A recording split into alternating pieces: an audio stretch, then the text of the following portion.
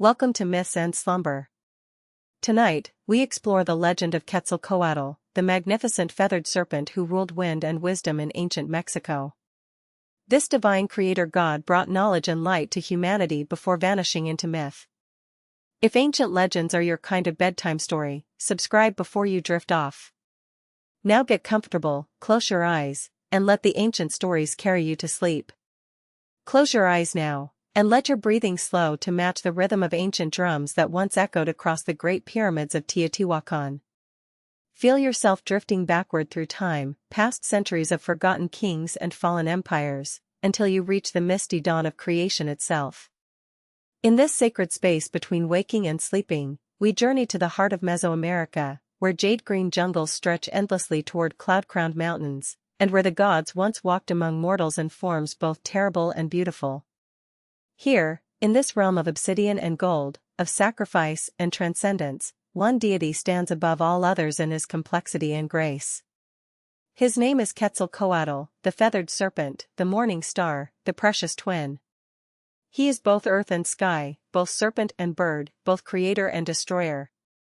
In his scales shimmer the wisdom of the underworld, while in his feathers dance the light of the heavens.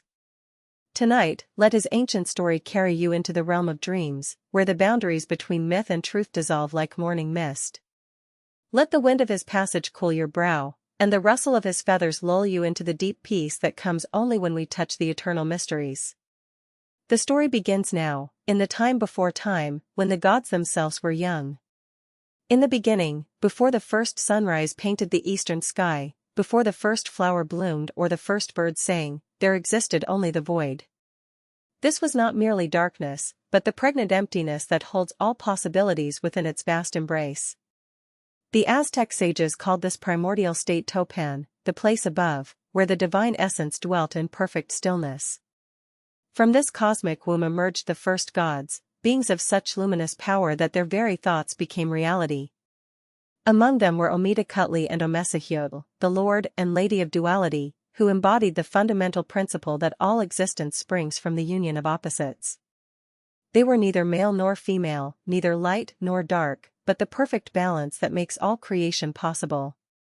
These primordial deities conceived 4 sons, each destined to shape the world in their own way.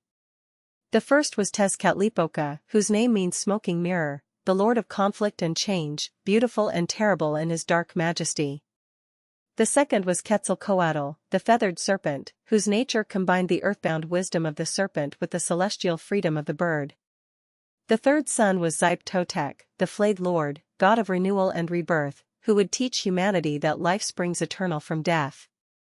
And the fourth was Huitzilopochtli, the hummingbird of the south, the fierce war god who would one day guide the Aztec people to their promised land. But it is Quetzalcoatl whose story we follow into the depths of night and dream. Even before his birth, the cosmic forces aligned to mark his special destiny.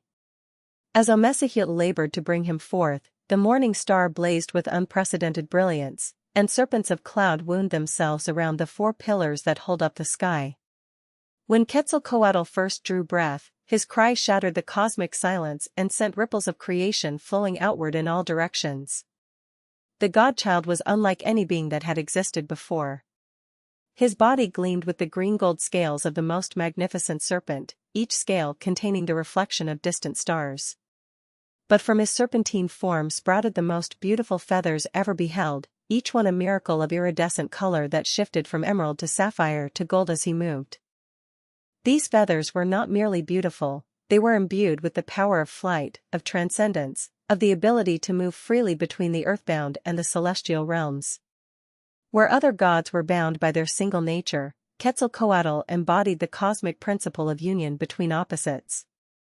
He was the bridge between earth and sky, between the material and the spiritual, between what is and what could be. The infant deity's first act was to laugh, and that laughter created the first wind that ever stirred the stagnant air of the void. This wind carried within it the seeds of all future possibilities, the first rain that would nourish growing things, the first breath that would animate living creatures, the first whisper of inspiration that would touch the minds of poets and sages yet to come. As Quetzalcoatl grew in wisdom and power, the other gods watched with a mixture of admiration and unease. His brother Tezcatlipoca, the smoking mirror, felt the first stirrings of the rivalry that would shape the destiny of worlds. For where Tezcatlipoca represented the raw power of change through conflict, Quetzalcoatl embodied the gentler path of transformation through wisdom and love. But perhaps most importantly, Quetzalcoatl learned the art of sacrifice, not the bloody sacrifice that would later be demanded by other gods, but the willing sacrifice of the self in service of something greater. He understood that true creation required the offering of one's own essence, the transformation of divine substance into something that could nurture and sustain other forms of life. This wisdom would guide all his future actions, marking him as unique among the gods. While others sought to be served and worshipped, Quetzalcoatl sought to serve and uplift. While others demanded tribute, he gave freely of his own power. This fundamental difference in nature would lead to both his greatest triumphs and his most profound sorrows. The cosmic stage was set, the divine players had taken their positions, and the first great drama of creation was about to begin. But first, the universe itself needed to be formed from the raw materials of chaos and possibility. And it would be Quetzalcoatl, the bridge between earth and heaven, who would play the crucial role in this most fundamental of all acts. The time had come for the gods to create the world, but the task proved far more complex than even these divine beings had anticipated.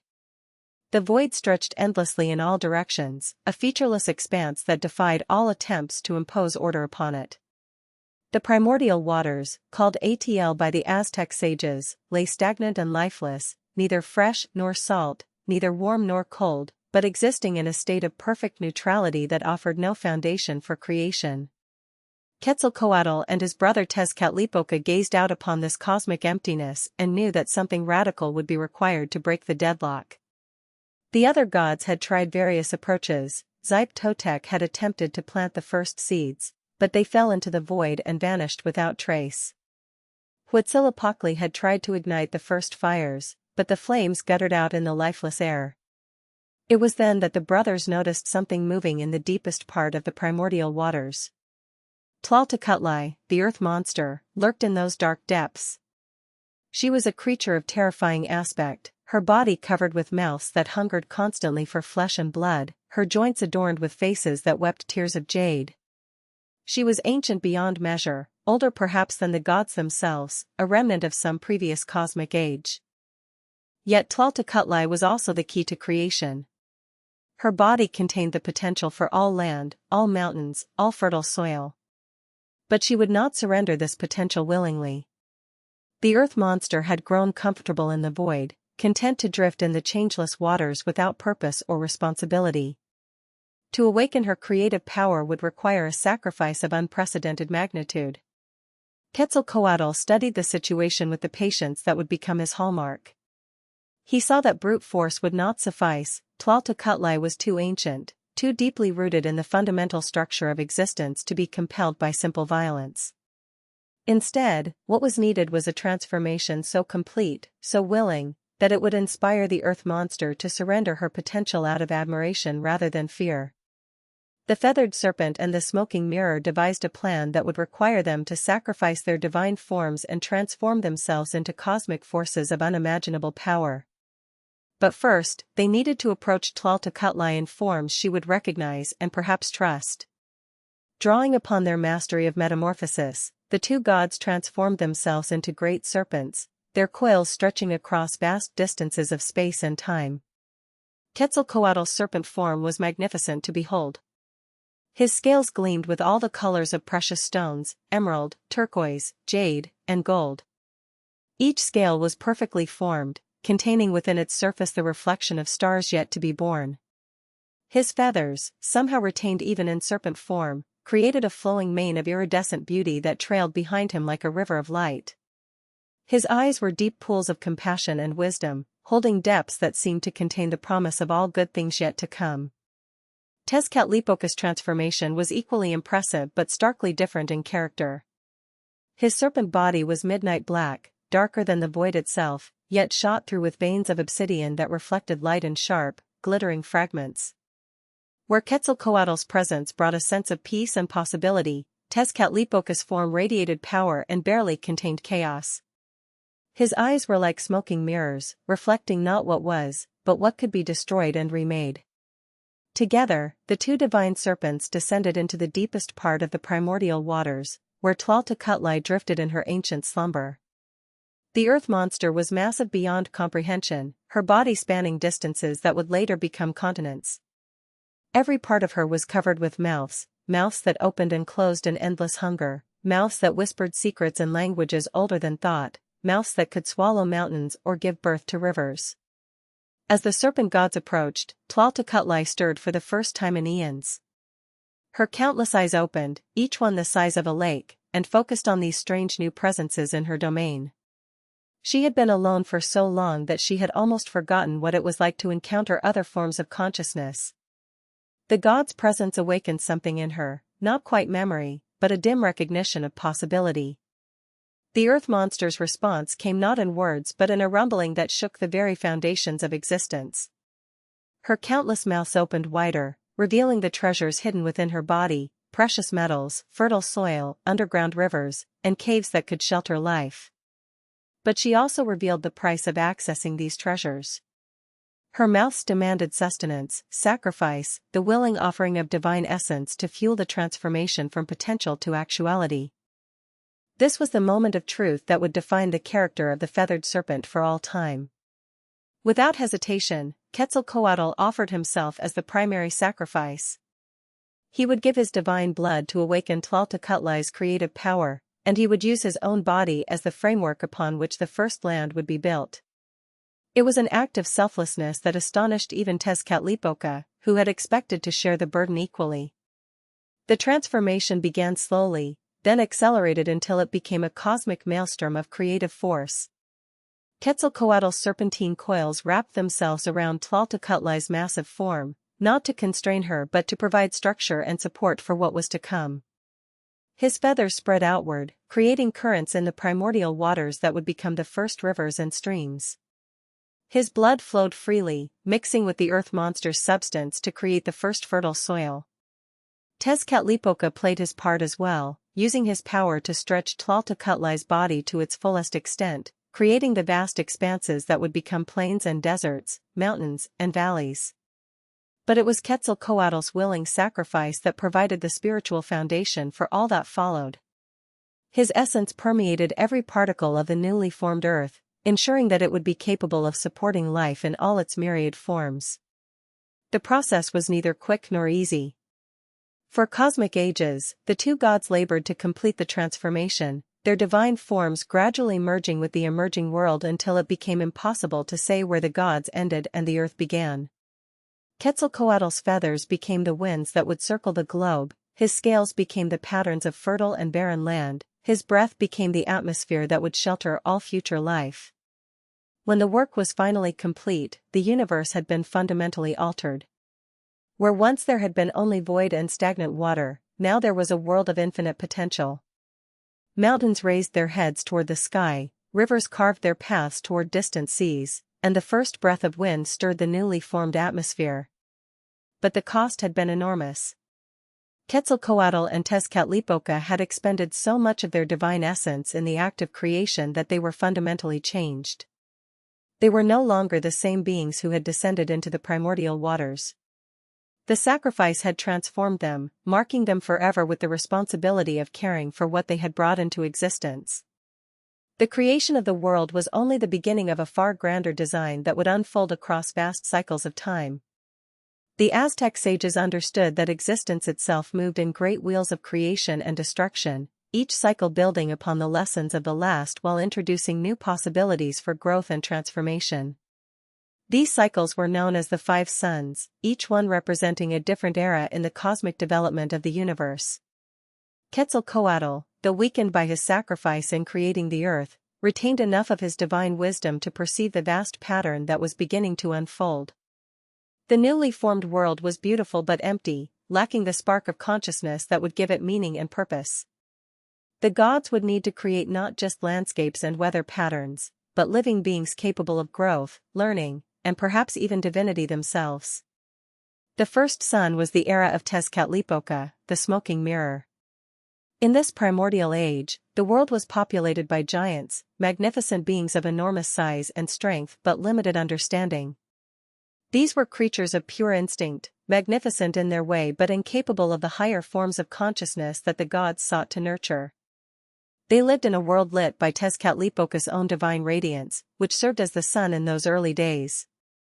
But the age of giants was destined to end in catastrophe. Quetzalcoatl, observing the limitations of these primitive beings, realized that consciousness could not develop properly without the challenge of adversity and the spark of divine inspiration. In a moment that would forever alter his relationship with his brother, the feathered serpent struck down Tezcatlipoca with a great club, knocking him from his position as the sun. The smoking mirror's fall created the first cosmic catastrophe. Without his light to sustain them, the giants perished in the darkness that followed. But Tezcatlipoca's essence was not destroyed. Instead, it transformed into the great jaguars that would forever after roam the earth, carrying within their spotted coats the memory of that first divine light. The age of the first sun had ended, but its legacy would endure in the fierce beauty of these sacred cats. The second sun belonged to Quetzalcoatl himself. Moved by compassion for the empty world, the feathered serpent took upon himself the role of solar deity, using his own divine fire to warm and illuminate the earth. This was a gentler light than Tezcatlipoca's had been, a radiance that encouraged growth and contemplation rather than mere survival. Under this nurturing influence, a new race of beings arose, the first humans, though they were still far from the complex creatures they would eventually become. These early humans were innocent and childlike, living in harmony with the natural world but lacking the divine spark that would allow them to truly understand their place in the cosmic order. They subsisted on simple foods, wild seeds and fruits that grew without cultivation, and they knew neither war nor want. It was an age of peace and simplicity, but it was also an age of spiritual stagnation. Tezcatlipoca, still nursing his resentment from the first sun, saw an opportunity for revenge. Using his power over conflict and change, he stirred up great winds that swept across the face of the earth. These were not the gentle breezes that Quetzalcoatl's feathers had created, but howling tempests that uprooted mountains and dried up seas. The peaceful humans of the second sun could not survive such chaos, and they were transformed into monkeys, retreating to the forests where their descendants live to this day. The third sun was the age of Tlaloc, the rain god, whose dominion brought both blessing and curse to the world. Under his rule, water became the dominant force shaping existence. Great rivers flowed across continents, vast lakes reflected the sky like mirrors, and rain fell in precise patterns that supported abundant agriculture. The humans of this era were more sophisticated than their predecessors, having learned to work with water and to cultivate crops. But Tlaloc's reign was marked by extremes. When he was pleased, the rains came in gentle showers that nourished all growing things. When he was angered, the heavens opened with such fury that entire civilizations could be washed away in a single storm. The humans of the third sun lived in constant awareness of their dependence on divine favor, developing elaborate rituals and sacrifices to maintain cosmic balance. Yet even this more spiritually aware civilization could not endure. A great drought came, followed by rains of fire that fell from the sky like burning jade. The humans were transformed into birds, taking to the air to escape the catastrophe that consumed their world. In this transformation, they gained the gift of flight but lost the ability to build lasting civilizations or to pass accumulated wisdom to future generations. The fourth sun belonged to Quetzalcoatl, the goddess of flowing water and rivers. She was gentler than Tlaloc, more nurturing in her approach to the care of living things. Under her influence, the world became a paradise of interconnected waterways, where crystal-clear streams carried not just water but wisdom itself from place to place. The humans of this era achieved heights of philosophical and artistic development that had never been reached before. These were beings who understood the sacred nature of water as the carrier of life and consciousness. They built magnificent cities along the shores of great lakes, their architecture incorporating flowing water into every aspect of daily life. Fountains sang with celestial music, canals carried both goods and messages across vast distances, and every home contained a sacred pool where the residents could commune with the water spirits. But the fourth sun, too, was destined to end in transformation. A great flood came, not of destruction but of overwhelming abundance. The waters rose and rose until they covered everything, transforming the entire world into a cosmic ocean. The humans of this era became fish, their wisdom preserved in the depths of the sea but no longer accessible to land-dwelling beings. Throughout all these cycles of creation and destruction, Quetzalcoatl watched and learned. He began to understand that the pattern of the suns revealed a fundamental truth about the nature of existence itself. Each age built upon the lessons of the previous ones, but each also contained within it the seeds of its own transformation. The goal was not to create a perfect world that would endure forever, but to nurture the ongoing evolution of consciousness itself. As the fourth sun came to its end and the cosmic waters began to recede, Quetzalcoatl felt within himself a new sense of purpose and understanding.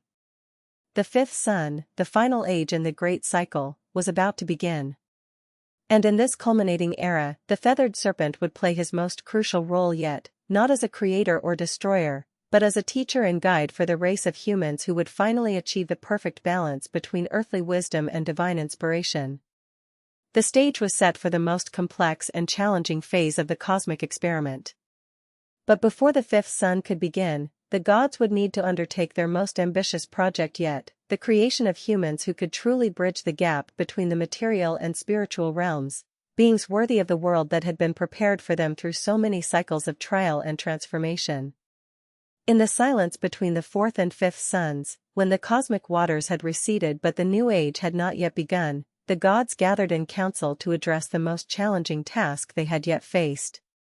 4 times they had populated the world with living beings, and 4 times these creatures had proven unable to achieve the perfect balance between earthly existence and divine understanding that the cosmic plan required.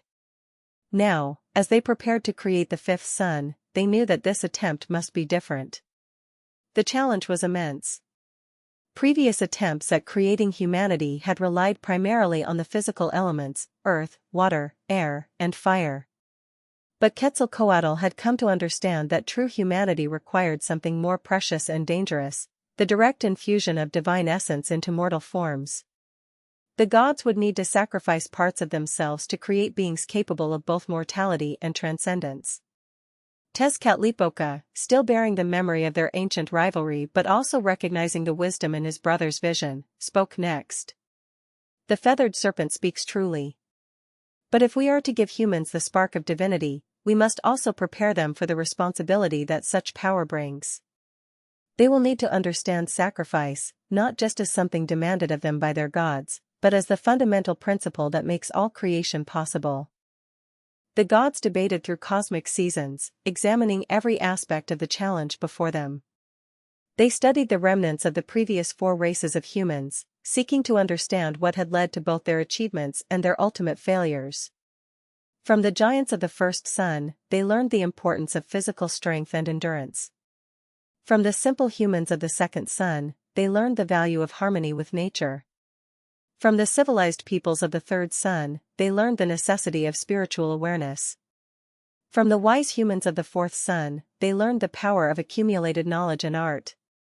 But how could all these qualities be combined in a single race without creating internal contradictions that would tear the new humans apart? The answer came from an unexpected source, the earth monster Tlaltecutli herself, who had been quietly observing the divine deliberations from her position as the foundation of all existence. This insight sparked a revolution in divine thinking. Rather than trying to create perfect beings, the gods would create humans capable of imperfection, struggle, and growth. These new humans would be neither purely good nor purely evil, neither entirely wise nor completely foolish. Instead, they would be works in progress, beings whose greatest achievement would be their ability to choose and change and grow throughout their brief but intense lives. Quetzalcoatl embraced this vision with all his being. He volunteered to undertake the most dangerous part of the creation process, the journey to Mictlan, the land of the dead, to retrieve the bones of the previous human races. These bones contained the accumulated experience and wisdom of all who had come before, but they were guarded by Tlaltecutli, the Lord of Death, who was notoriously reluctant to release anything from his dark domain. In the second level, he encountered the spirits of the giants from the first sun, who challenged him to combat to prove his worthiness to create their successors. Quetzalcoatl met their challenge not with violence but with understanding, showing them that their sacrifice had not been in vain, that their strength would live on in the new humans, tempered now with wisdom and compassion. The third level brought him face to face with the innocent humans of the second sun, who wept to see their peaceful world transformed into something more complex and challenging. Here, Quetzalcoatl had to demonstrate that complexity was not the enemy of peace, but rather its fulfillment. True harmony could only exist when it was consciously chosen over alternatives, not when it was the only option available. Through each successive level, the feathered serpent faced different aspects of the human condition he was trying to create. He encountered fear and courage, love and hatred, wisdom and folly, hope and despair. In each case, he had to show that these apparent opposites were not enemies to be conquered but partners in the dance of conscious existence. Finally, in the deepest level of Mictlan, Quetzalcoatl came before Mictlantecuhtli himself. The Lord of Death sat upon a throne carved from a single massive obsidian block, his skeletal form draped with the faded glory of all the civilizations that had passed into his realm. Around him were piled the bones of every creature that had ever lived and died, giants and humans, animals and plants, even fragments of the gods themselves who had sacrificed their essence in previous acts of creation. Quetzalcoatl's response revealed the full depth of his transformation through the cycles of creation. Lord of the final rest, he said, bowing deeply before the throne of bones, I do not come asking for success, but for the opportunity to fail more beautifully. The previous human races did not fail because they were flawed, they succeeded in teaching us what consciousness requires to truly flourish. Now I seek to create humans who can fail and learn, suffer and grow, die and be remembered. Their mortality will be their greatest strength, not their weakness. This answer pleased Mictlantecuhtli more than any promise of perfection could have done. He was, after all, the Lord of Endings, and he understood that only beings who could truly end could ever truly begin. With a gesture of his bony hand, he granted Quetzalcoatl permission to gather the bones he needed, but with a characteristic twist. Take them, the Death Lord said, but know that you must earn them through your own sacrifice. The bones will not come freely, they must be paid for with divine essence, drop by precious drop. Quetzalcoatl did not hesitate. He opened his veins and let his golden blood flow over the ancient bones, watching as they absorbed the divine essence and began to glow with new possibility. But the sacrifice was even greater than it appeared. With each drop of blood, the feathered serpent gave up a portion of his own divinity, ensuring that the new humans would carry within them a spark of his own nature, his compassion, his wisdom, his eternal struggle to balance opposing forces. As the last drop fell, Mictlantecuhtli made his own contribution to the creation. These humans will carry the memory of death within their lives, he declared. They will know from birth that their time is limited, and this knowledge will drive them to achievements that immortal beings could never imagine. The bones, now infused with divine blood and the promise of mortality, began their transformation. They rose from the floor of Mictlan and danced in the air, reassembling themselves into the forms that would become the templates for the fifth sun's humanity. These were beings of extraordinary potential, strong like the giants, peaceful like the second humans, spiritually aware like the third race, and wise like the fourth, but tempered with mortality and the divine spark of Quetzalcoatl's own nature. The bones that Quetzalcoatl had retrieved from Mictlan were only the beginning of humanity's creation. As the divine essence transformed them into living flesh, the newly formed humans took their first breaths in a world that, while beautiful, lacked many of the necessities for civilized life. They possessed the spark of divinity that would allow them to grow in wisdom and complexity, but they needed practical knowledge and resources to survive and thrive. The most pressing need was for sustenance that could support both their physical bodies and their developing consciousness. The simple fruits and seeds that had fed earlier human races would not suffice for these more complex beings. They needed food that could be cultivated and improved, food that would require skill and knowledge to produce, food that would connect them to the cycles of the earth while also elevating their understanding of their place in the cosmic order. Quetzalcoatl observed the new humans with the careful attention of a master craftsman examining his finest work. They were indeed magnificent, their forms perfectly balanced between strength and grace, their minds capable of both practical reasoning and spiritual insight, their hearts open to both love and wisdom. But he could see that without proper nourishment, both physical and spiritual, they would never achieve their full potential. The answer came to him in a vision that struck like lightning across the landscape of his divine consciousness. Deep within a sacred mountain called Tenochtitlan, the mountain of sustenance, lay hidden the most precious gift the earth could offer, maize, the golden grain that would become the foundation of Mesoamerican civilization. But this treasure was guarded by powerful forces that would not yield it easily to divine or mortal seeking. Tenochtitlan rose from the earth like a great pyramid built by the gods themselves, its slopes covered with forests so dense and ancient that sunlight barely penetrated to the forest floor. Within its heart lay vast caverns filled with every form of nourishment the world could provide, not just maize, but beans and squash, chili peppers and cacao, herbs for healing and spices for celebration. It was a storehouse of abundance that could feed not just bodies but souls, providing the foundation for art, music, philosophy, and all the higher achievements of consciousness. But the mountain was protected by the Tlaloc, the rain spirits who served the great god Tlaloc.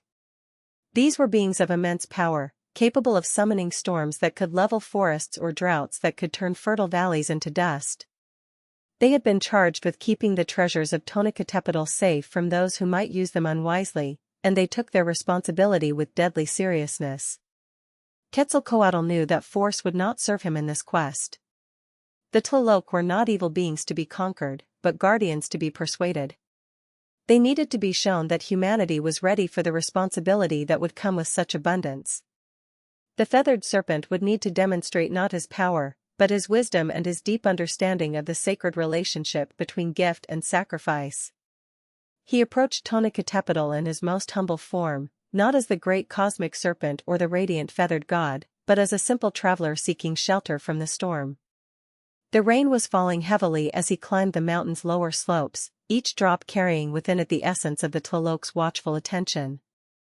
They knew who he was. Of course, divine beings cannot truly hide their nature from one another, but they appreciated the courtesy of his respectful approach. Quetzalcoatl, feathered serpent, morning star, we know why you have come.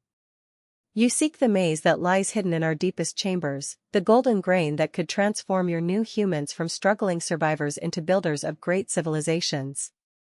But tell us, what assurance can you give that they will use this gift wisely? What prevents them from becoming like their predecessors, achieving great heights only to fall into destruction? He continued, his words carrying the weight of cosmic cycles and divine sacrifice. I offer not their perfection, but my own commitment to guide them. I will teach them the sacred relationship between gift and responsibility, between abundance and sacrifice. I will walk among them not as a distant god demanding worship, but as a teacher sharing wisdom. When they stumble, I will help them rise. When they forget, I will help them remember. This is my covenant with you and with them. Their decision came in the form of a test that was also a gift. The great doors of the mountain's heart swung open, revealing chambers filled with golden light and the sweet scent of ripening grain. But the maize was not simply given. Quetzalcoatl would need to transform himself into a form capable of carrying it out, and that transformation would require yet another sacrifice of divine essence. The feathered serpent accepted this condition without hesitation. He took the form of a black ant, one of the tiniest and most industrious of all creatures, and began the patient work of carrying the precious seeds grain by grain from the mountain's depths to the world above. Each trip required him to compress his vast divine nature into an almost impossibly small form, a process that was both physically exhausting and spiritually transformative. For days and nights beyond counting, the tiny ant that was Quetzalcoatl labored in the sacred chambers. He carried not just maize, but all the companion plants that would make human civilization possible, beans that would provide protein, squash that would offer essential nutrients, chilies that would add both flavor and medicine to human diet. Each seed was chosen with infinite care, each variety selected for its ability to thrive in different climates and conditions. But even as he worked, Quetzalcoatl knew that food alone would not be enough to kindle the spark of true civilization in humanity. The new humans would also need fire, not just the simple flames that could cook food or provide warmth, but the sacred fire that represented divine knowledge itself, the flame of consciousness that could illuminate both the external world and the inner realm of mind and spirit. This fire was guarded even more jealously than the maze had been, held in the cosmic hearth at the center of the universe where the great gods gathered to deliberate on matters of ultimate importance. To steal this fire would require Quetzalcoatl to risk not just his current divine form but his very existence as a conscious being. If discovered, he might be cast out from the company of gods forever, condemned to wander the void as a powerless shadow of his former self. Yet the feathered serpent did not hesitate. Having seen the potential that lay dormant in humanity, having invested so much of his own essence in their creation, he could not bear to leave them incomplete. Under cover of cosmic night, when even the vigilant gods rested, he made his way to the great hearth where the sacred fire burned with the intensity of 1,000 suns. The theft required not stealth but perfect timing and absolute commitment. As the divine flames leaped and danced, Quetzalcoatl reached into the very heart of the fire and grasped a single coal, not with his hands, which would have been consumed instantly, but with the core of his being, accepting the burning pain as the price of the gift he sought to give. The moment the fire touched his essence, alarms rang throughout the cosmic realm.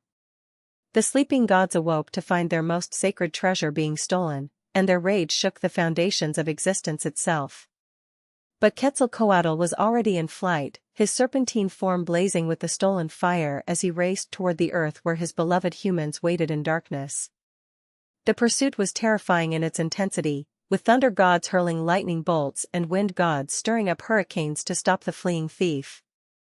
But Quetzalcoatl's motivation gave him strength beyond his normal divine powers. Every wing beat carried him closer to the moment when humanity would take its next great step toward its destined greatness. The fire within him burned away more of his divine essence with each passing moment, but he pressed on, driven by love and hope and an unshakable faith in the potential he had helped to create. When Quetzalcoatl descended to earth bearing the sacred fire and the precious seeds of maize, he found humanity in its infancy, struggling to understand its place in a vast and often bewildering world. These were not the simple creatures of previous suns, but beings of extraordinary complexity, carrying within their mortal forms the spark of divinity that made them capable of both great achievements and terrible mistakes. They possessed consciousness, but lacked the wisdom to use it effectively. They could reason and feel, but did not yet understand the deeper patterns that governed existence. The feathered serpent realized that his task would be far more complex than simply providing material gifts. These humans needed guidance, teaching, and above all, a model of how divine wisdom could be applied to mortal challenges. They needed to learn not just how to plant corn and kindle fire, but how to live in harmony with the cosmic forces that shaped their world. They needed to understand the sacred relationship between gift and sacrifice that was the foundation of all creation. So Quetzalcoatl made a decision that would forever change his nature and his relationship to the divine realm. He chose to take human form and walk among the people he had helped to create, not as a distant god demanding worship, but as a teacher sharing wisdom through example and guidance. This transformation required yet another sacrifice of divine essence, as he compressed his cosmic consciousness into the limitations of a mortal form. The form he chose was magnificent yet humble, inspiring yet approachable.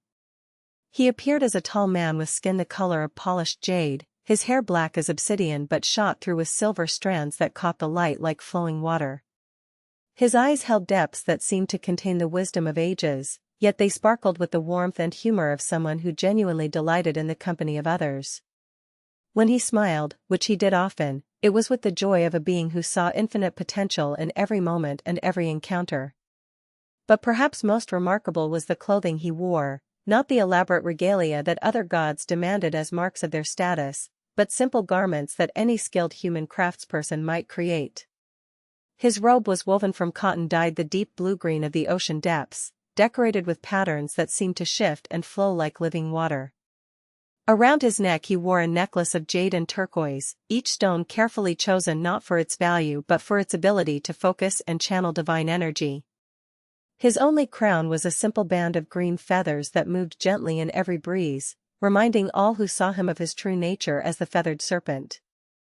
When Quetzalcoatl first appeared among humans in this form, they instinctively recognized him as someone extraordinary, but they were not overwhelmed by divine majesty or paralyzed by fear. Instead, they felt drawn to him as students are drawn to a master teacher, with respect, curiosity, and eager anticipation of the knowledge he might share. This was exactly the relationship the feathered serpent had hoped to create. His first lessons were practical ones, building the foundation of skills and knowledge that would allow human civilization to flourish. He showed them how to prepare the earth for planting, how to read the subtle signs that indicated the proper seasons for different crops, how to store seeds so they would remain viable through the difficult months of winter. He taught them which plants could be grown together to mutual benefit, and which needed to be separated to avoid competition for nutrients and sunlight. But even these practical lessons carried deeper wisdom. As he showed humans how to plant maize, Quetzalcoatl spoke of the sacred relationship between the seed and the soil, how each needed the other to fulfill its potential. See how the seed must die to its old form to become something greater, he would say, holding a kernel of corn so that it caught the morning light. This is the great mystery that governs all existence, that life springs from willing sacrifice, that transformation requires the courage to let go of what we have been in order to become what we might be. The gift of fire came with even more profound teachings. Quetzalcoatl showed humans not just how to kindle flames for cooking and warmth, but how to understand fire as a symbol of consciousness itself. The flame that burns in your hearth, he would explain as families gathered in the evening, is the same fire that burns in your minds and hearts. It must be tended carefully, fed regularly, and never allowed to grow so large that it consumes everything around it. Learn to master this outer fire, and you will begin to understand how to master the inner fire of thought, emotion, and desire.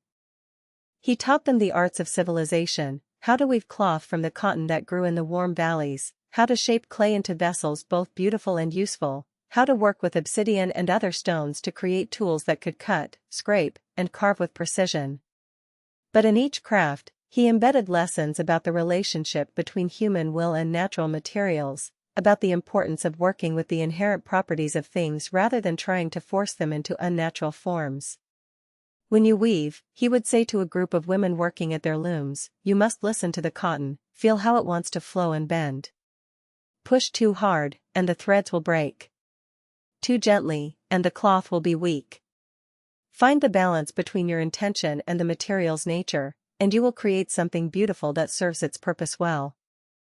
These words applied not just to weaving, but to every aspect of human existence, the need to balance personal will with cosmic harmony, individual desire with collective good.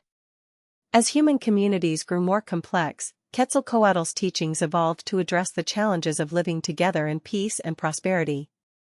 He showed them how to create systems of governance based on wisdom rather than force, how to resolve disputes through dialogue and understanding rather than violence, how to ensure that abundance was shared fairly among all members of the community. His approach to these social teachings was characteristically subtle and profound. Rather than imposing rigid laws or commandments, he told stories that illustrated the principles of just and harmonious living.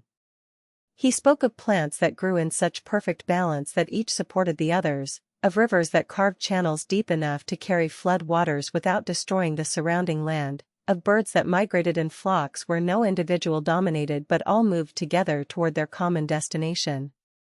Learn from the corn plant, he would say during discussions of leadership and responsibility. See how it grows tall and strong, reaching always toward the light, but how it also sends its roots deep into the earth to draw nourishment from below.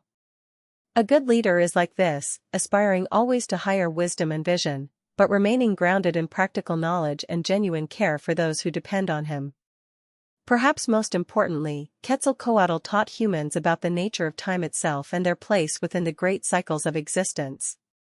He helped them understand that their individual lives, though brief, were part of a vast cosmic pattern that stretched backward to the creation of the world and forward to transformations they could barely imagine. He taught them to see death not as an ending but as a transformation, and to understand that their actions rippled outward through time, affecting generations yet to come. These teachings took place not in formal temples or schools, but in the midst of daily life, in the fields during planting season, around cooking fires in the evening, during the long nights when families gathered to tell stories and share the wisdom of their ancestors. Quetzalcoatl made himself available to anyone who sought knowledge, from the humblest farmer to the most ambitious young leader. He answered questions with patience and insight, but always in ways that encouraged further thought and discovery rather than passive acceptance. Years passed, and under the Feathered Serpent's guidance, human civilization began to flourish in ways that had never been achieved before. Cities grew up along the shores of Great Lakes, their architecture incorporating the flowing lines and natural patterns that Quetzalcoatl favored.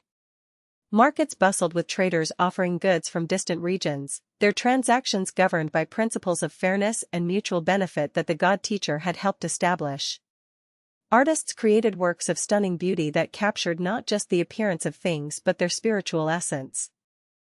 But perhaps most remarkable was the way humans began to develop their own wisdom, building upon what Quetzalcoatl had taught them but adding insights that came from their unique perspective as mortal beings. They created poetry that spoke of the poignant beauty of temporary things, music that captured emotions too complex for words, and philosophical systems that grappled with questions that even the gods found challenging. Watching this flowering of human achievement, Quetzalcoatl felt a deep satisfaction and joy.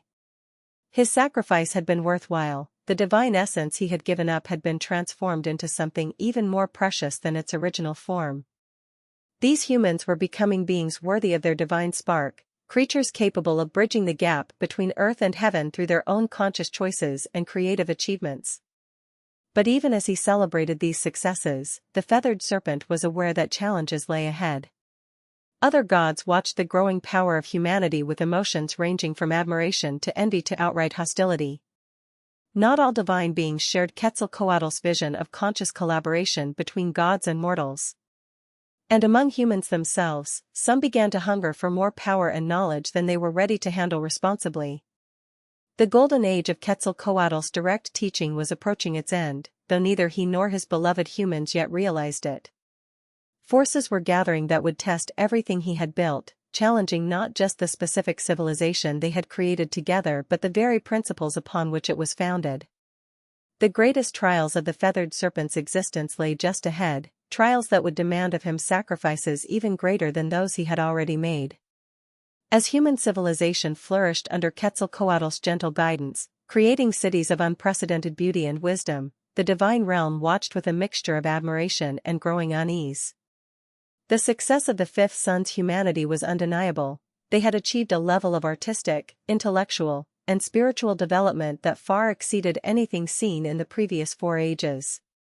But this very success created tensions among the gods, particularly with Tezcatlipoca, whose nature as the lord of conflict and change made him view such stability with deep suspicion. Tezcatlipoca, the smoking mirror, had never fully recovered from the ancient rivalry that had begun with the creation of the world. While he had come to respect his brother's wisdom and compassion, part of him remained convinced that Quetzalcoatl's approach to creation was fundamentally flawed. The Feathered Serpent's emphasis on harmony, growth through learning, and peaceful transformation struck Tezcatlipoca as dangerously naive. In his view, consciousness could only truly develop through struggle, conflict, and the constant testing that came from facing real adversity. From his cosmic vantage point, Tezcatlipoca observed the human cities that had grown up under Quetzalcoatl's influence. He saw the magnificent temples where humans gathered not to offer bloody sacrifices but to contemplate the mysteries of existence. He saw the schools where knowledge was freely shared, the markets where trade was conducted with scrupulous fairness, the gardens where food was grown in such abundance that no one went hungry. It was, by any measure, a remarkable achievement.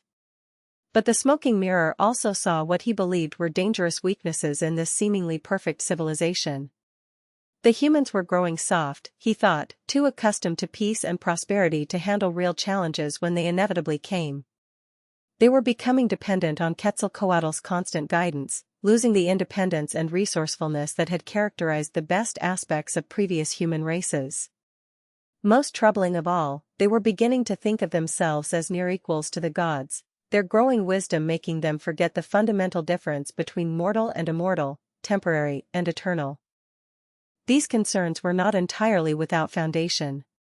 Some humans had indeed begun to take their blessings for granted, assuming that the abundance and peace they enjoyed were natural rights rather than gifts that required constant gratitude and responsible stewardship.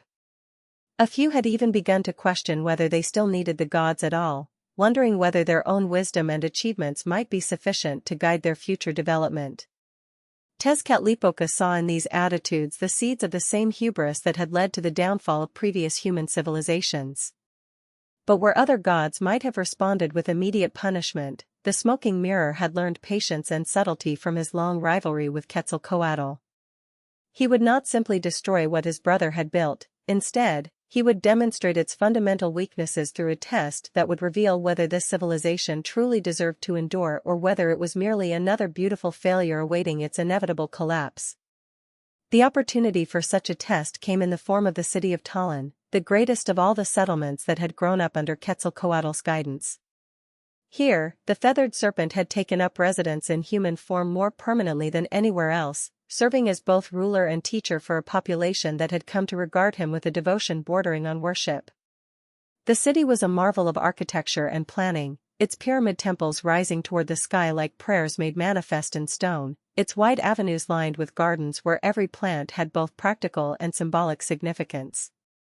The people of Tallinn called Quetzalcoatl by the name Suacatl, meaning one read our prince, acknowledging both his divine nature and his role as their earthly leader.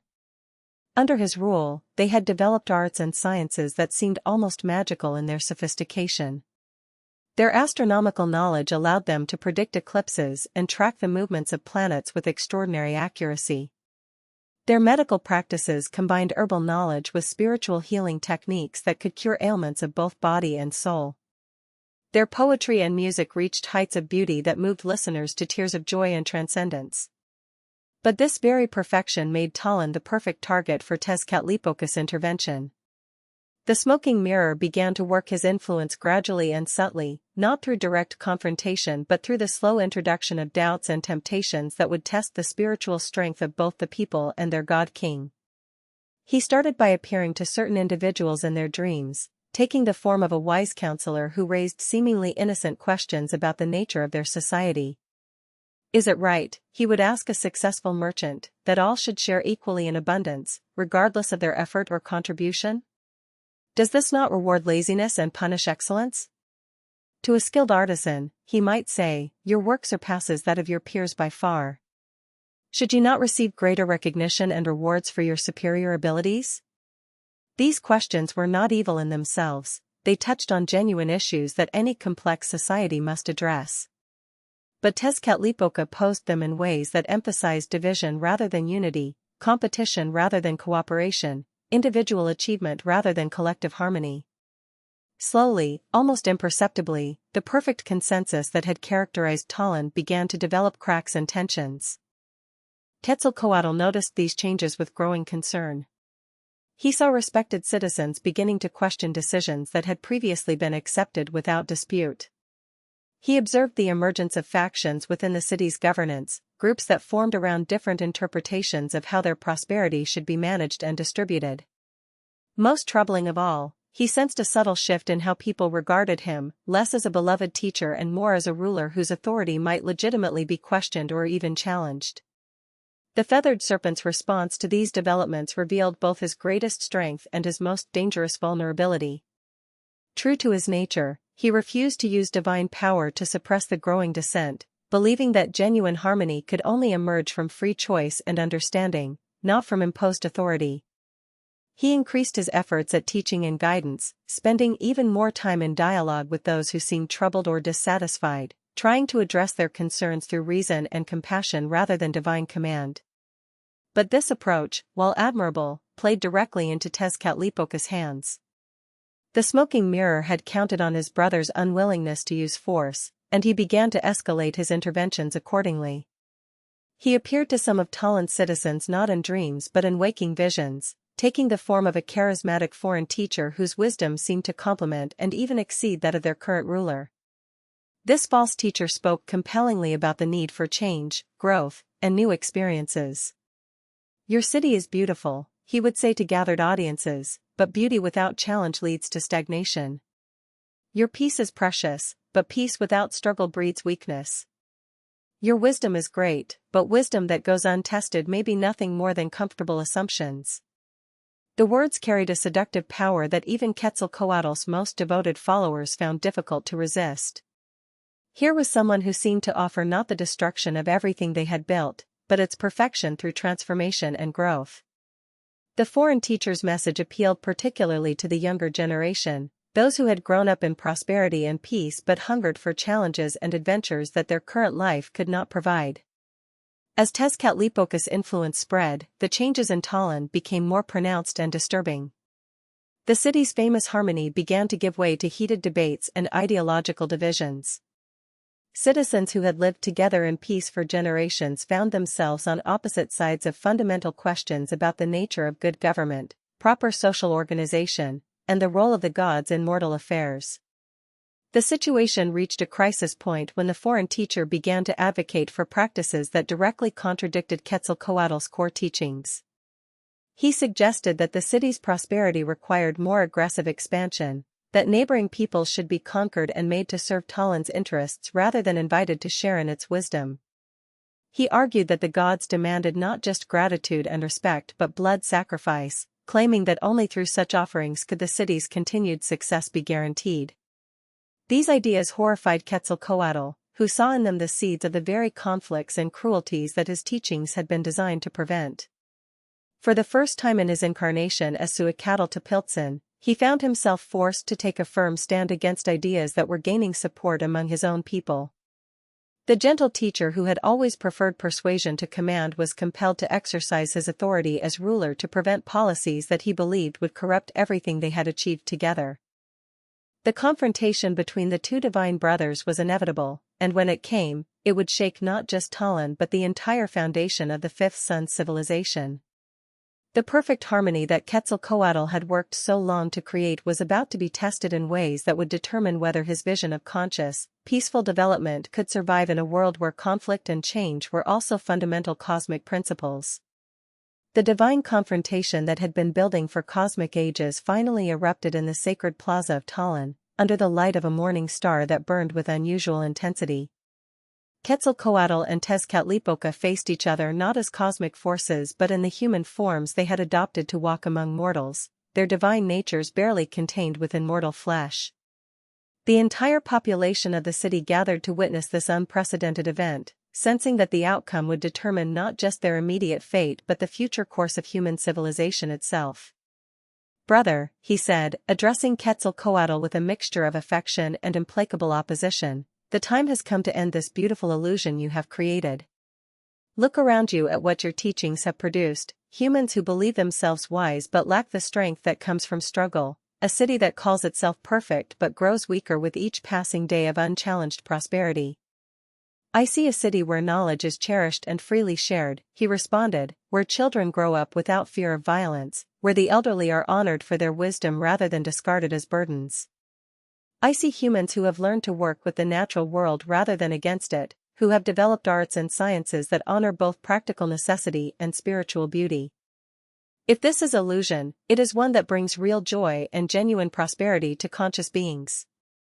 The debate that followed was unlike any that had ever taken place on Earth. It was not merely a discussion of political philosophy or religious doctrine, but a fundamental examination of the nature of existence itself. Each brother drew upon cosmic ages of experience and observation, presenting arguments that touched the very roots of what it meant to be conscious, to grow, to seek meaning in a universe that seemed vast and indifferent to individual hopes and fears. Tezcatlipoca spoke eloquently of the necessity of conflict and challenge in the development of true strength. Without struggle, he argued, consciousness grows soft and weak, like a plant kept in perpetual shade. These humans you have nurtured so carefully may seem wise and peaceful, but what will happen when real adversity comes? When drought destroys their crops, when disease strikes their families, when other peoples who have been hardened by struggle come to test their defenses? Your kindness has made them vulnerable, your protection has prevented them from developing the resilience they will need to survive. He gestured toward the crowd of listeners, his obsidian mirror reflecting their faces with unforgiving clarity. Look at them, brother. See how they turn to you for answers to every question, guidance for every decision. They have become children who will never mature, dependents who mistake security for strength. This is not the development of consciousness, it is the prevention of growth through the elimination of challenge. Quetzalcoatl's response revealed the profound transformation his long sojourn among humans had worked in his divine nature. "I see not weakness but a different kind of strength," he replied. "The strength to choose cooperation over competition, understanding over victory, wisdom over power. Yes, they turn to me for guidance, but observe how they use that guidance, not as commands to be obeyed blindly, but as principles to be understood and applied creatively to new situations. They are learning to think, not merely to react." He spread his arms to encompass the magnificent city that surrounded them. "Look at what they have created through this approach. Architecture that harmonizes with natural forces rather than dominating them. Art that captures not just beauty but meaning. Social systems that ensure the welfare of all members rather than just the strong or the fortunate. These achievements required not the absence of challenge, but the transformation of challenge into opportunity for growth rather than destruction." As the debate continued, something unexpected began to happen among the human listeners. Rather than choosing sides in the divine argument, they began to engage with the fundamental questions being raised, offering their own insights and perspectives on the nature of growth, challenge, wisdom, and the proper relationship between security and development. But even as this remarkable dialogue unfolded, demonstrating the very wisdom and independence that Quetzalcoatl had hoped to nurture, Tezcatlipoca was preparing his final gambit. The smoking mirror had not come merely to debate, he had come to prove his point through action, to demonstrate what he saw as the fundamental weakness of his brother's approach by exposing it to the kind of pressure that revealed all hidden flaws. With a gesture that sent ripples of power across the cosmic plane, Tezcatlipoca summoned forth a series of challenges that would test everything Quetzalcoatl had built. Dark clouds gathered on the horizon despite the clear morning sky, and the earth trembled with the approach of forces that had been held in check for generations. Drought spirits emerged from their hiding places in the desert, ready to wither the crops that sustained the city's prosperity. War gods from distant lands turned their attention toward Talon, sensing opportunity in the divine discord. "Now we shall see," Tezcatlipoca declared, his form beginning to dissolve back into its cosmic aspect, "whether your humans can maintain their harmony when faced with real adversity. Will they continue to choose cooperation when resources become scarce? Will they maintain their peaceful ways when threatened by those who have embraced conflict as a path to strength? This is not cruelty, brother, this is education." The challenges began almost immediately. The rains that had always come at the proper season failed to arrive, and the carefully tended fields began to wither under an relentless sun. The trade routes that had brought prosperity from distant lands became dangerous as bandits and raiders, emboldened by rumors of divine discord, began to threaten merchant caravans. Neighboring peoples who had long lived in peaceful cooperation with Talon suddenly found reasons for old grievances and new ambitions. Quetzalcoatl watched these developments with growing anguish, torn between his principles and his love for the people he had guided for so long. He could have used his divine power to sweep away these challenges, to restore the prosperity and peace that his followers had come to expect. But to do so would be to prove Tezcatlipoca's point, that the civilization they had built together could only survive through constant divine intervention, that the humans had not truly developed the strength and wisdom to face adversity on their own. Instead, the feathered serpent chose a more difficult path. He continued to offer guidance and support, but he encouraged the people of Talon to find their own solutions to the problems they faced. When the crops began to fail, he taught them new techniques of water conservation and drought-resistant agriculture. When trade became dangerous, he helped them develop alliances and cooperative agreements with other cities. When external threats emerged, he showed them how to organize effective defenses without abandoning their principles of justice and mercy. For a time, it seemed that this approach might succeed. The people of Talon rose to meet each challenge with creativity and determination, drawing upon the wisdom they had accumulated during the years of peace to find solutions that maintained their values while addressing practical necessities. Their response to adversity demonstrated a maturity and resilience that even impressed some of the other gods who had been skeptical of Quetzalcoatl's methods. But Tezcatlipoca was far from finished with his test. The smoking mirror had observed the initial responses to his challenges, And he had identified what he believed to be the critical weakness in Quetzalcoatl's approach, the very compassion and selflessness that the feathered serpent saw as humanity's greatest strength, Tezcatlipoca viewed as its most dangerous vulnerability. The next phase of the test was more subtle and infinitely more dangerous. Rather than attacking Talon directly, Tezcatlipoca began to influence the surrounding regions, stirring up conflicts and crises that created waves of refugees seeking shelter and assistance. These were not enemies to be fought but fellow humans in desperate need, families fleeing drought and famine, children orphaned by war, elderly people displaced by natural disasters. The people of Talon, true to their principles, opened their gates and their hearts to these refugees. They shared their food stores, provided shelter in their homes, and worked to integrate the newcomers into their community. It was exactly the response that Quetzalcoatl had hoped for, a demonstration that the values he had taught could endure even under pressure. But the refugees kept coming, and with each new wave, the strain on Talon's resources grew greater. The city's carefully managed agricultural systems, designed to support a stable population, began to buckle under the pressure of feeding so many additional mouths. Housing became scarce, and families found themselves crowded together in spaces that had once been comfortable. The social systems that had worked smoothly for generations began to show signs of stress as different groups competed for limited resources. Still more troubling was the way the crisis began to change the people themselves. Citizens who had always been generous and open-hearted began to question whether they could continue to help everyone who asked for assistance. Families who had never known want began to hoard food and other necessities, fearing that tomorrow might bring even greater shortages. The councils that had always reached decisions through consensus began to fragment into factions representing different approaches to the mounting problems. Quetzalcoatl found himself facing an agonizing dilemma. Every principle he had taught, every value he held dear, demanded that he continue to encourage the people's compassionate response to the refugee crisis. But he could also see the growing signs of stress and division within his beloved city, the way that unlimited generosity was beginning to undermine the very foundations of the society they had built together.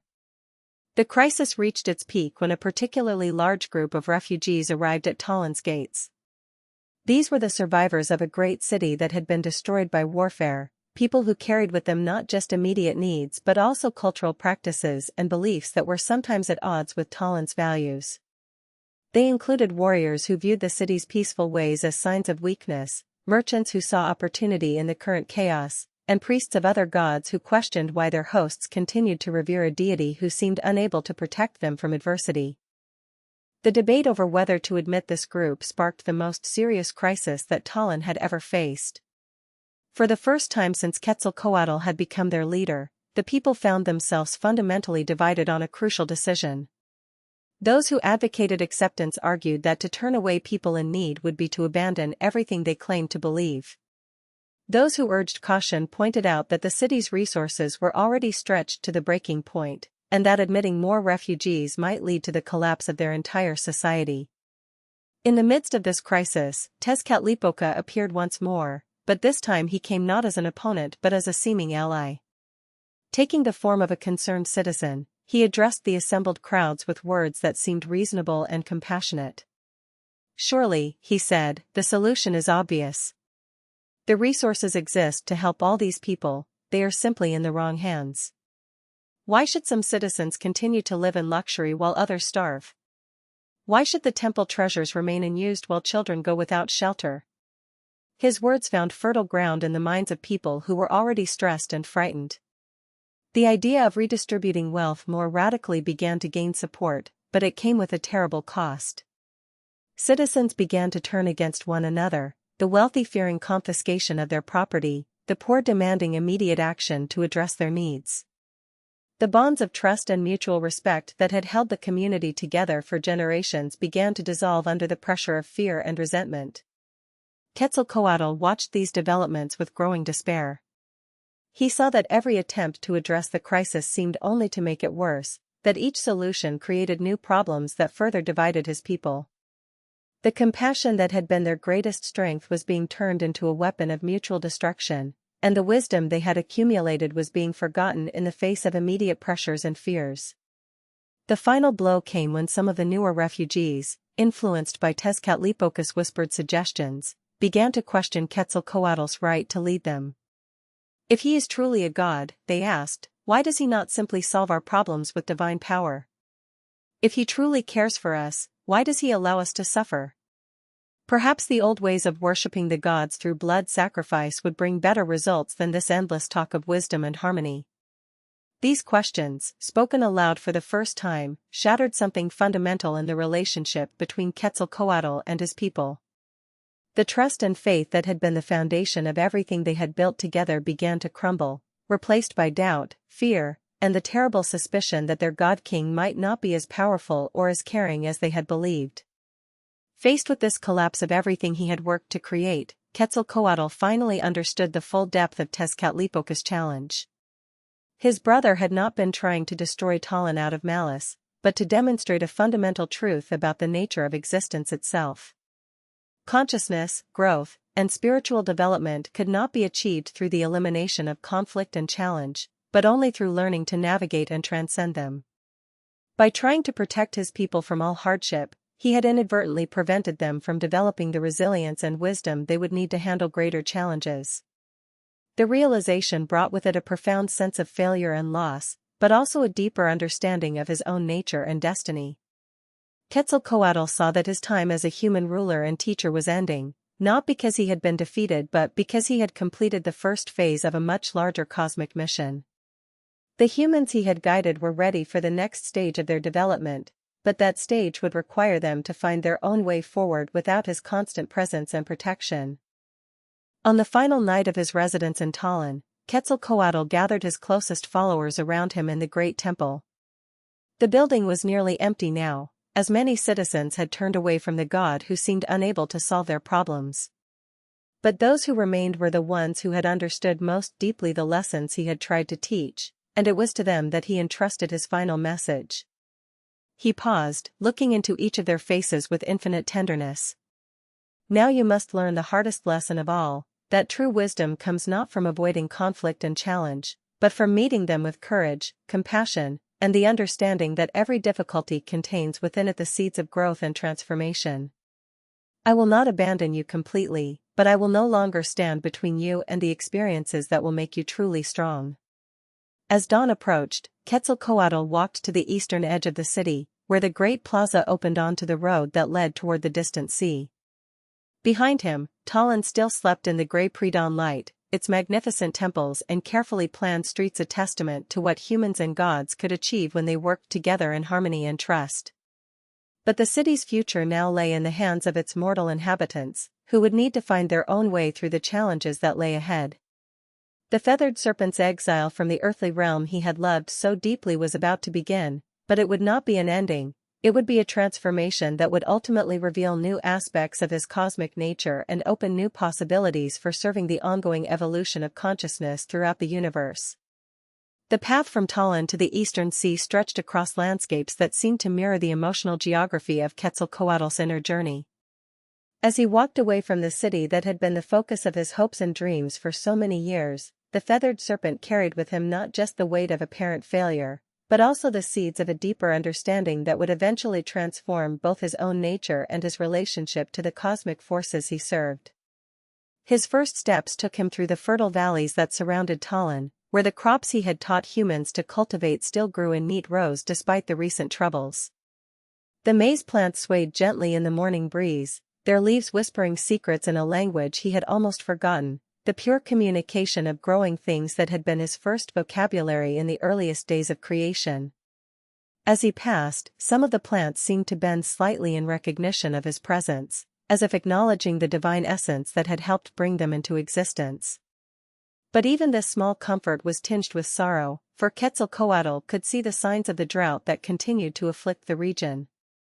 The irrigation channels that had once flowed with clear, abundant water now carried only thin streams, and many fields showed the brown edges of crop failure. The abundance he had helped to create was proving as fragile as Tezcatlipoca had predicted, vulnerable to forces beyond human control and dependent on conditions that could not be guaranteed by good intentions alone. As he traveled further from the city, Quetzalcoatl began to encounter small groups of people, some heading toward Tallinn in search of the prosperity and security it had once represented, others fleeing the growing chaos that had engulfed the region. Most did not recognize him in his traveling form, seeing only a solitary figure in simple robes who walked with the steady pace of someone on a long journey. But occasionally, someone would look into his eyes and catch a glimpse of the divine depths they contained, causing them to step back in wonder or fear. One such encounter occurred on the third day of his journey, when he came upon a family of refugees resting beside a dried stream bed. They were clearly exhausted and frightened, a man and woman with 3 small children, their few possessions bundled in cloth carriers that spoke of hasty departure and desperate circumstances. The youngest child was crying with the weak, persistent sound of hunger, while the parents spoke in worried whispers about their diminishing supplies of food and water. He knelt beside the dried stream bed and placed his hands on the cracked earth. For a moment, nothing happened, and the family watched with the mixture of hope and skepticism that comes from having endured too many disappointments. Then, slowly, water began to seep up through the soil, not the flood that divine power could have easily provided, but a gentle spring that would flow steadily enough to meet their immediate needs. "Lord Quetzalcoatl," the woman whispered, recognition dawning in her eyes. "Why do you help us? We heard that you had abandoned your people, that the gods no longer cared for human suffering." The feathered serpent's response revealed the transformation that his recent experiences had worked in his understanding of divine responsibility. "I have not abandoned anyone," he said gently. "But I have learned that true help is not the same as preventing all difficulty. This spring will provide water for your journey, but you must still choose where to go and how to use what I have given. The strength to make good choices, the wisdom to learn from both success and failure, these things can only come from within, though they may be guided and supported by those who care for your welfare." As he prepared to continue his journey, the man spoke up hesitantly. "Great Lord, where are you going? Will you not return to lead us again when these troubles have passed?" The question carried the desperate hope of people who had lost their certainty about the future and longed for someone to restore the security they had once known. Quetzalcoatl paused, looking back toward the distant smoke of Tallinn's cooking fires. "I go to the place where the sea meets the sky," he said slowly, "to learn what the cosmic forces require of me in this new age. As for returning, that depends not on my will alone, but on whether humanity develops the wisdom to welcome divine guidance without becoming dependent upon it, and the strength to accept divine challenge without being destroyed by it." The journey continued through landscapes that became increasingly wild and remote as he traveled eastward. The carefully tended fields and managed forests near Tallinn gave way to wilderness areas where nature followed its own rhythms without human guidance or interference. Here, Quetzalcoatl found a different kind of teaching, lessons written in the patient growth of ancient trees, the persistent flow of streams carving channels through solid rock, the endless dance of predator and prey that maintained the balance of life in all its myriad forms. In these wild places, he encountered the spirits and lesser deities that had been his companions in the earliest days of creation, beings of wind and water, earth and fire, plant and animal consciousness that had watched the rise of human civilization with a mixture of admiration and concern. They spoke to him not in words but in the subtle languages of natural force and elemental wisdom, reminding him of truths he had sometimes forgotten during his intense focus on human development. The question struck deep into Quetzalcoatl's heart, touching on doubts he had been carrying since the beginning of his exile. Had his emphasis on consciousness and spiritual development somehow separated humans from the natural world that was their foundation? Had the magnificent cities and sophisticated arts of Tallinn been built at the cost of the humble wisdom that came from understanding one's place in the great cycle of birth, growth, death, and renewal? The jaguar spirit's response came not in words but in a vision that swept through Quetzalcoatl's consciousness like a wave of liquid starlight. He saw the true web of existence as it appeared to those who had never forgotten their connection to it, a vast, shimmering network of relationships that connected every grain of sand to every distant star, every breath of wind to every beating heart. He saw that consciousness was not separate from this web but was its most complex and beautiful expression, the universe's way of coming to know and understand itself. In this vision, he understood that the goal was not to lift consciousness out of nature but to help it realize its true place within the cosmic dance. The highest spiritual achievements were not those that transcended the physical world but those that revealed the sacred nature of all existence, from the smallest insect to the most vast and distant galaxy. This was the wisdom he had begun to lose in his focus on human development, and it was the wisdom he would need to recover if his future efforts were to avoid the same patterns of ultimate failure. The revelation brought both grief and gratitude, grief for the understanding he had lost, but gratitude for the opportunity to recover and integrate it into a more complete vision of what divine service could become. As the jaguar spirit faded back into the shadows of the moonlit forest, Quetzalcoatl felt something fundamental shift in his cosmic awareness.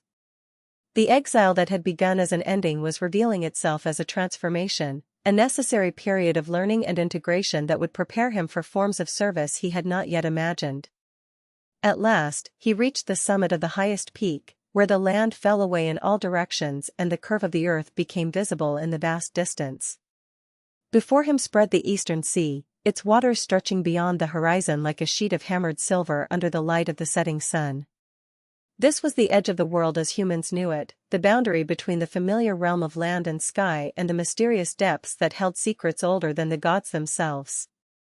As night fell and the stars emerged in their ancient patterns, Quetzalcoatl prepared for the final phase of his transformation. He had come to the place where earth met heaven, where the solid certainties of material existence gave way to the fluid possibilities of pure consciousness. Here, he would shed the human form that had served him so well and embrace whatever new shape his cosmic destiny required. The process began slowly, as the first rays of dawn light touched the edge of the sea and set the waves ablaze with gold and crimson fire. Quetzalcoatl felt his carefully maintained human appearance beginning to dissolve, revealing the luminous serpentine form that lay beneath. But this transformation was different from his previous changes of shape. It was not a disguise being discarded but a fundamental alteration of his cosmic nature itself. "I am no longer the god who descended to teach humans the arts of civilization," he declared to the dawn wind and the listening sea. "I am becoming something new, a bridge not just between earth and sky, but between all the different levels of existence where consciousness struggles to understand itself and its place in the infinite mystery of creation." With these words, Quetzalcoatl launched himself from the mountain peak and soared out over the endless waters, his form becoming ever more luminous as he flew toward the rising sun. Those few humans who witnessed his departure from distant valleys would later describe seeing a new star born in the eastern sky, a brilliant light that seemed to pulse with the rhythm of a cosmic heartbeat and carried within its radiance the promise of guidance that would never entirely disappear, even when it could no longer be seen with mortal eyes. As Quetzalcoatl flew eastward over the vast expanse of the cosmic ocean, his transformation continued to accelerate in ways that defied the ordinary laws governing both divine and mortal existence. The boundaries between his physical form and his spiritual essence became increasingly fluid, until it was impossible to say where the feathered serpent ended and the surrounding elements began. His breath merged with the wind, his heartbeat synchronized with the rhythm of the waves below, and his consciousness expanded to encompass not just his immediate surroundings but the entire cosmic web of relationships that connected all things. This was not the first time he had undergone such a transformation, but it was by far the most profound and complete. In his previous incarnations, he had always retained some core of unchanging identity, some essential self that remained constant even as his outer forms shifted and adapted to different circumstances.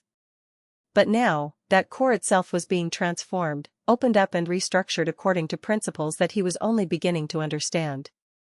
The process was both exhilarating and terrifying, offering glimpses of possibilities he had never imagined while simultaneously threatening to dissolve everything he had believed about his own nature and purpose. As his individual consciousness expanded, he began to perceive the universe from perspectives that no single being, however divine, had ever experienced before. He saw the cosmic dance from the viewpoint of the dancers themselves, the stars and planets, the forces of creation and destruction, the countless forms of consciousness that were struggling to understand their place in the infinite mystery of existence. But perhaps most remarkable was the way his recent experiences among humanity began to integrate with these vast cosmic perspectives. The lessons he had learned in Talon, about the relationship between gift and responsibility, about the necessity of challenge in the development of consciousness, about the delicate balance between guidance and freedom, these insights now revealed themselves as universal principles that applied at every level of existence. He began to understand that his apparent failure as a teacher and ruler had actually been a necessary stage in his own cosmic education. By experiencing limitation, disappointment, and the collapse of his carefully constructed plans, he had gained something that no amount of divine power or cosmic wisdom could have provided: genuine empathy for the struggles faced by all conscious beings who were seeking to grow and evolve within the constraints of finite existence. This empathy was not merely emotional but ontological, woven into the very fabric of his being in ways that would forever change how he experienced and understood reality. He could now feel, from the inside, what it was like to be uncertain about the future, to work with incomplete information, to make choices based on hope rather than knowledge. These experiences, which he had previously observed from the outside with compassion but not true understanding, were now part of his own cosmic nature. As the transformation continued, Quetzalcoatl began to perceive the approach of other cosmic beings, not the familiar gods and spirits of the Mesoamerican pantheon, but entities of such vast scope and ancient wisdom that their presence could only be detected by consciousness that had itself transcended ordinary limitations. These were the forces that governed the fundamental structures of existence: time and space, causation and probability, the subtle currents that determined when and how new possibilities could emerge from the quantum foam of pure potential. One of these entities communicated with him through means that transcended language or even direct thought transmission. Instead, understanding flowed between them like light passing through crystal, each idea refracting through the complex structure of consciousness to create new patterns of meaning and insight. What emerged from this communication was recognition. The ancient beings had been watching his development for cosmic ages, waiting for the moment when he would be ready for the next phase of his cosmic education. "You have learned much through your sojourn in limitation," the entity conveyed, its message arriving as a symphony of understanding that played across multiple dimensions of awareness simultaneously. But true wisdom begins only when limitation is embraced not as a prison but as a chosen discipline, a voluntary constraint that enables consciousness to explore aspects of itself that would otherwise remain forever unknown. Still others had become what could only be called cosmic healers, beings who used their deep understanding of suffering and struggle to help repair the damage that inevitably occurred when consciousness pushed against its boundaries too forcefully or carelessly. Each path required different qualities and offered different gifts, but all were united by the fundamental recognition that true service to the cosmic whole sometimes required the willing acceptance of partial perspectives and temporary limitations. As these visions flowed through his expanding consciousness, Quetzalcoatl began to understand the nature of his own cosmic destiny. He was being offered the opportunity to become something unprecedented, a bridge between the cosmic and the particular, a being capable of operating simultaneously at the level of universal principles and individual experience. His time among humanity had not been a detour from his cosmic development but preparation for a form of service that required both divine wisdom and mortal empathy. The choice, however, was entirely his to make. The cosmic entities could offer guidance and support, but the fundamental decision about how to use his newly integrated consciousness was his alone. He could return to the familiar realm of divine power and cosmic scope, using his enhanced understanding to serve in ways similar to his previous incarnations but with greater wisdom and compassion. Or he could embrace an entirely new form of existence, becoming a conscious bridge between different levels of reality. The decision required him to let go of his attachment to his previous identity as Quetzalcoatl, the feathered serpent god of the Mesoamerican peoples. While that identity would not be destroyed, it would become just one aspect of a much more complex and multidimensional cosmic being. He would still be able to manifest as the familiar deity when circumstances required it, but his primary existence would be at a level of integration and service that had no precedent in the cosmic order. As dawn began to break over the eastern sea, Quetzalcoatl made his choice. With a conscious act of will that sent ripples of transformation throughout the cosmic web of existence, he embraced the new form of being that was being offered to him. The change was instantaneous and complete. One moment he was still recognizable as the feathered serpent, the next he had become something entirely new while simultaneously remaining everything he had always been. The most visible manifestation of this transformation was his emergence as the morning star, the brilliant light that heralds the dawn and bridges the realm of night with the world of day. But this was far more than a symbolic representation, it was a literal restructuring of his cosmic function and presence. As the morning star, he became a conscious beacon that could guide other forms of consciousness through the difficult transition periods that marked the boundaries between different phases of existence and development.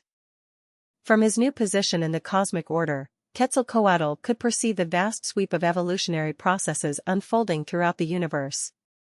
He saw countless worlds where consciousness was struggling to emerge from purely material existence, other worlds where it was learning to transcend the limitations of individual identity, and still others where it was grappling with the challenge of maintaining meaning and purpose in the face of cosmic vastness and apparent indifference.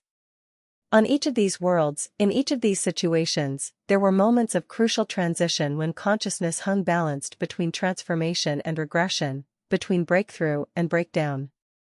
These were the moments when the guidance of a being who had himself navigated such transitions could make the difference between success and failure, between evolutionary advance and cosmic tragedy.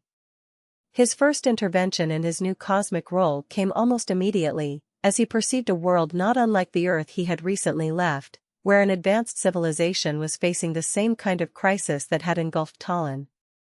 The beings of this world had achieved remarkable heights of technological and artistic development, but they had become complacent in their success, unable to handle the challenges that their very achievements had created.